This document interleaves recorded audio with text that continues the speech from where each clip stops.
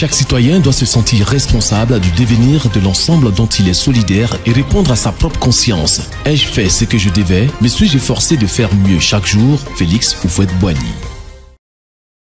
Nous voilà parvenus au mois d'avril, le 4e de l'année 2024, et le Centre international pour le développement du droit ainsi que ses partenaires sont toujours heureux de vous retrouver dans le cadre de notre programme d'éducation civique dénommé Civisme, Développement, Paix. Durant tout le mois de mars, nous avons parlé de la vertu de la joie. Nous l'avons définie, nous avons donné les expressions auxquelles le mot joie a donné naissance ainsi que les exclamations qu'il exprime. Nous avons indiqué également les types de joie et rappelé l'importance de la vertu de la joie pour la vie personnelle et la vie en communauté.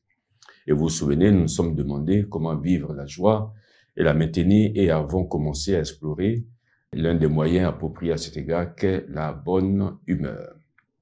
Nous avons défini la bonne humeur et nous avons donné les expressions auxquelles elle a donné naissance et révélé le rôle essentiel que la bonne humeur joue dans l'équilibre des individus et de la société.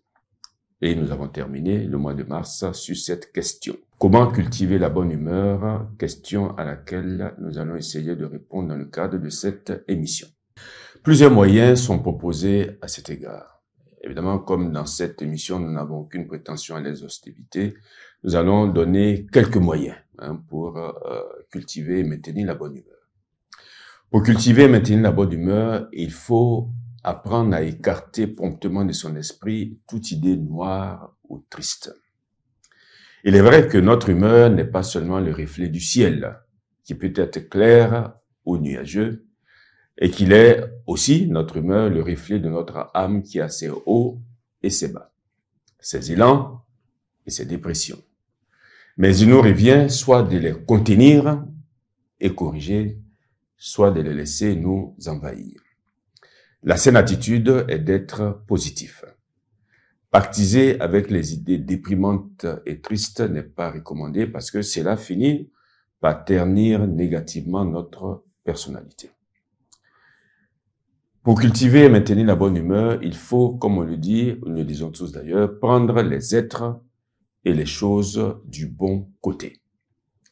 Il y a des gens qui sont toujours de mauvaise humeur parce qu'ils s'hypnotisent devant les difficultés ou sur les défauts des autres, ce qui est une erreur. Il ne s'agit évidemment pas d'être naïf au point de considérer que tout va bien, que tout est parfait, que tous les hommes sont parfaits. Il ne s'agit pas de cela. Il s'agit plutôt de s'habituer à voir le bon côté des choses et les beaux côtés des gens. Tous, nous avons des qualités, mais aussi des défauts. L'écrivain indien Ruskin Bond traduit cela de la façon suivante.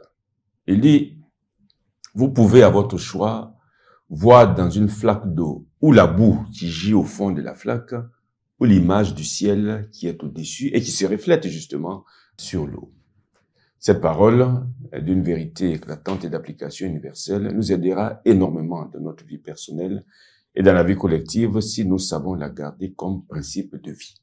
Et donc, apprenons à voir le bon côté des choses et les beaux côtés des gens. Cela nous aidera pour maintenir la bonne humeur. Eh bien, la semaine prochaine, nous continuerons à explorer avec vous les voies et moyens de maintenir la bonne humeur qui est, comme nous l'avons dit il y a quelques semaines, le poumon de la vie individuelle et communautaire.